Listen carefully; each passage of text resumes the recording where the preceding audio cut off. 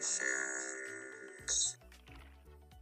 Hey, what's up everybody? Oh my god, my hair is messier than I thought. Now, as you can see, you're looking at the much more refined version of the video from yesterday.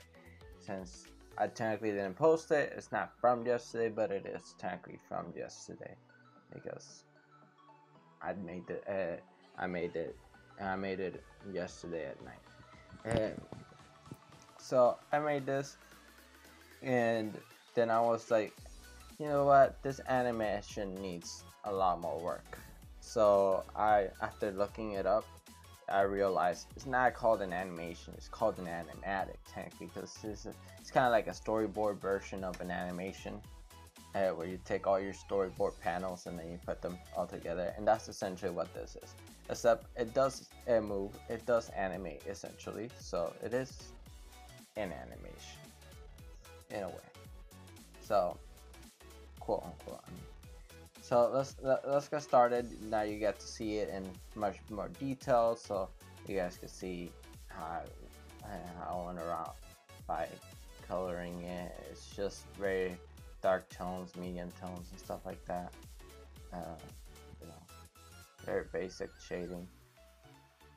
Now, if you're wondering what software I'm using to make all this happen, where I did all the drawing, where I did all the, rough animation, essentially, is the software is called Blender, and I'm using Grease Pencil. As you can, if you've actually seen my last video, you probably will recognize it. You probably can't see what software it is right now because it's so like I have it all kind of like minimized and stuff, but like right there, there's the Blender logo stuff. So yeah, and Blender has this features for Grease Pencil. Obviously, I'm utilizing them to my extent of my knowledge. I'm using it as good as I possibly can. I could go out of my way to make this animation more refined, much more detailed, but it's supposed to be done really quickly. So the color, so blocking of coloring, I quote that because it's not real color, it's just shades. So the blocking of shades was done in a separate layer. The background was done in its own separate layer. So then the background obviously does not affect everything else. And then this one is the shading. This one I don't think I even need it on the skin, but I had it on. So yeah, I just have like the background. Essentially, this is what it will look like.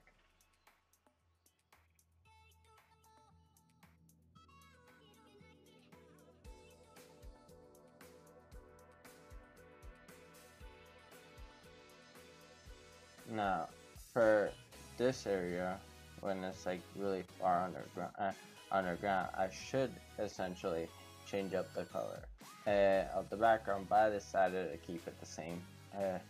All accidental, but because I wasn't trying to make it be the same, but because it's underground, it actually suits it better to be shaded. You see, it's more shaded in contrast to the white over here. Wow, that is more like a slight gray, which is lighter than this, which makes it look like being inside here is actually being affecting it. I could put lighting onto all this and make it look even more extreme. Obviously, this is a 3D modeling software I'm using, so you could do like some really awesome effects, but I'm only using it to its 2D expectations, no 2D aspects of it. And I could have gone out of my way. Instead of making this whole entire cave like this, I could have gone out of my way to press Shift A and then Shift A, and then I grabbed a a cylinder, right? And then it imported it there. Scale that cylinder up, right? because that's gonna be the cave, right? And then what I could do is I could have done this sort of thing where I just select the top and then select from here to no, press Control and then click all the way up to here, and then just X and then faces. And then if I was to hide, like let's say I hide this background color, right? Which would be going on to object mode. Click on the I'll go to draw. Let's say I hide, instead of hiding the I'll hide the filling in portions and the background portions, right? Now if I was to take this, right, go to object mode, click on this thing, go 0, and then just align it according to the whole entire cave, right? Should be kind of like that. Try to scale it on the side. Let's see. You can get some more accurate perspective with everything. Do like the render view. For some odd reason, it's not lighting up the way I wanted it to.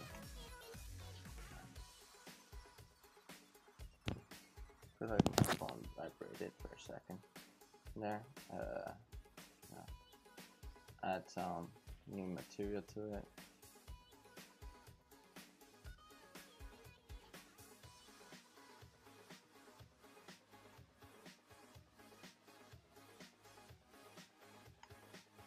There.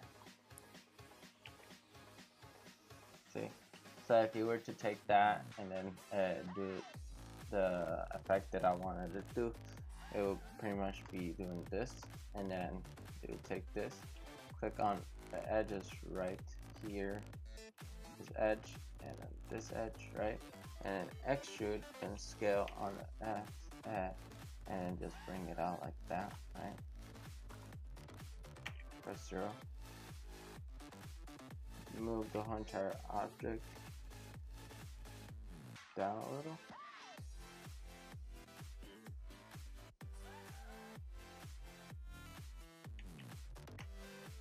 And that will be the whole entire background.